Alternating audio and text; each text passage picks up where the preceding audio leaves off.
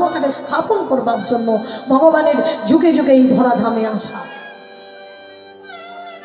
কিন্তু মাগো, সত্যযুগে ভগবানকে মানুষ লাভ করত ধ্যান তপস্যার দ্বারা, ত্রেতা যুগে ভগবানকে লাভ করতে হতো যজ্ঞের দ্বারা, আর তারপরে ভগবানকে লাভ করতে হতো পরিচর্যার দ্বারা।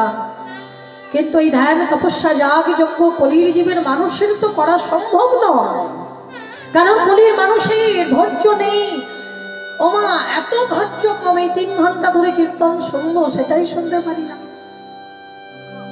দিনের পর দিন, মাসের পর মাস, বছরের পর বছর ধ্যান করব, তপস্যা করব, কিভাবে করব?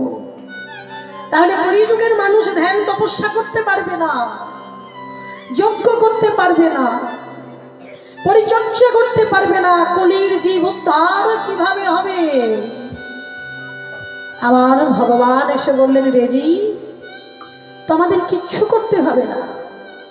ধ্যান তপস্যা যাগ যজ্ঞ পূজা অর্চন করলে তোমাদের যে ফল হবে, বদন ভরে প্রেমানন্দে একবার হরি বল সেই ফল হয়ে যাবে। প্রভু দয়াময়, তুমি যে বারবার বলছো হরিনাম করো, হরিনাম করো, হরিনামটা করবে কেন? কলির মানুষ আমরা লাভ ছাড়া এক পাও চলি না। চলি? যেখানে লাভ আছে সেখানে কলির মানুষ আছে, যেখানে লাভ নাই সেখানে কলির মানুষ নাই। তারা ভুলে গেছে তাদের নিজের স্বরূপ, নিজের স্বরূপটা ভুলে গেছে। কে আমি? এই যে আমি আপনাদের সম্মুখে দাঁড়িয়ে আছি, কীর্তনীয় সাধনা মণ্ডল, আমার আসল পরিচয় কি এটা? না না, আমার আসল পরিচয়, আপনার আসল পরিচয় কি? আসল পরিচয় আমি অমুকের মেয়ে, অমুকের স্ত্রী, অমুকের মা, এটা আমার পরিচয়? না না না না, সর্বপ্রথম জানতে হবে আমি কে। কে আমি? আমি কোথায় ছিলাম আর কি জন্য ধরাধামে এলাম? কি আমার কাজ? এই প্রশ্নটা আরেকজন করেছিল।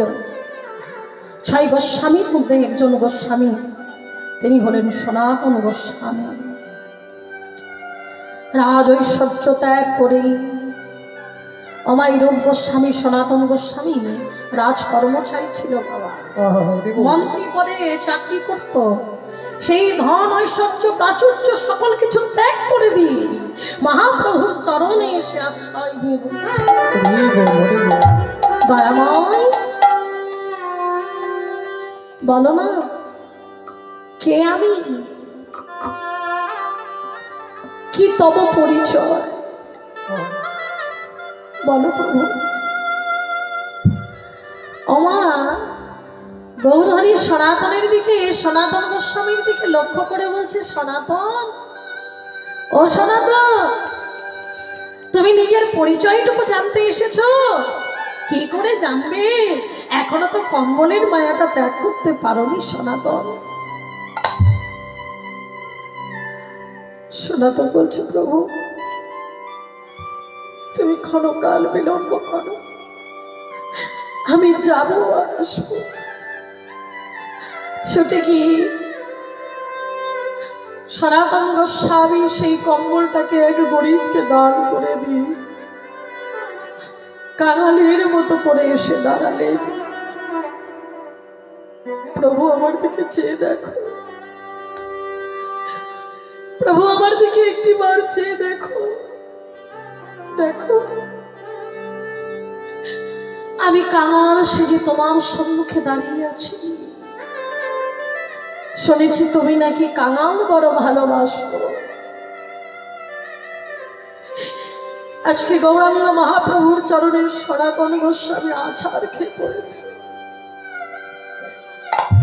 ও গো দয়াময়,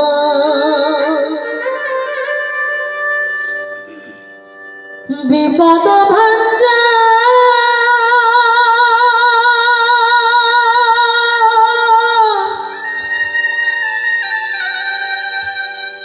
বলে দাও,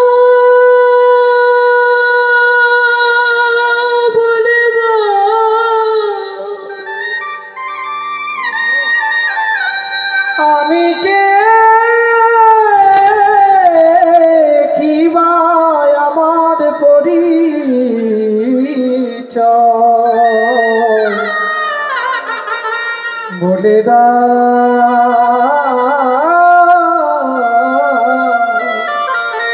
প্রভু দয়াময়। প্রভু প্রভু এই দেখো দেখো দেখো না, আমি কাঙাল সেজে তোমার সম্মুখে দাঁড়িয়ে আছি। শুনেছি তুমি নাকি কাঙাল বড় ভালোবাসো। আমা, কাঙাল না হলে ভগবানকে পাওয়া যায় না। একটু ভাবুন, এই সনাতন গোস্বামী একটা কম্বল সঙ্গে করে নিয়ে এসেছিল, কম্বল সার করেছিল মামা। সেই জন্য মহাপ্রভু কি বলল, তুমি নিজের পরিচয় জানবে, তুমি তো এখনো কম্বলের মোহটাই ত্যাগ করতে পারোনি। তাহলে আমরা যে এত কিছু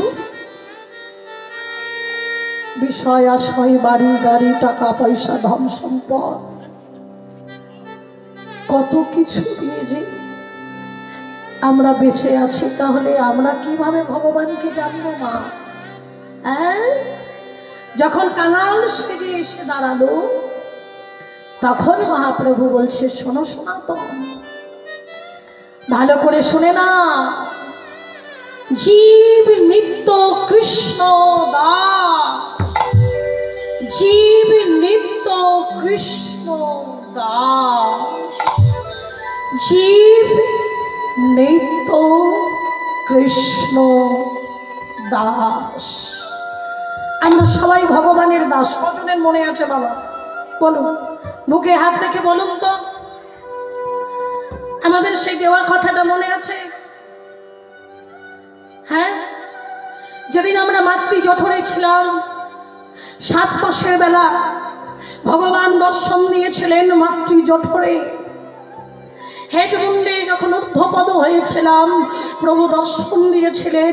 সেদিন আমরা প্রত্যেকটা জীব বলেছিলাম, দেহে দয়াময়, ওই মায়ার পৃথিবীতে তুমি আমায় পাঠিও না। ওই মায়ার পৃথিবীতে গেলে নাকি তোমায় ভুলে যেতে হয়। ভগবান বলেছিলেন, রে জীব, তোমাকে তো যেতেই হবে ওই পৃথিবীতে। তার কারণ, তুমি যদি ধরাধামে অবতীর্ণ না হও, তুমি যদি ধরাধামে যদি জন্ম না নাও, তাহলে তুমি মাতৃবদের ভাগী হবে। প্রভু, আমি চলে যাচ্ছি, কিন্তু আমি কথা দিয়ে যাচ্ছি, যখন আমি দেশে যাব, দেশে গিয়ে তোমার নাম আমি কোনোদিনও ভুলবো না। তোমার নাম আমি বদনে গাইব, আর সাধু সঙ্গ করব, ভক্ত সঙ্গ করব। কিন্তু বাবা, যখন এই ধরাধামে এলাম, ওমা ধরাধামে এসে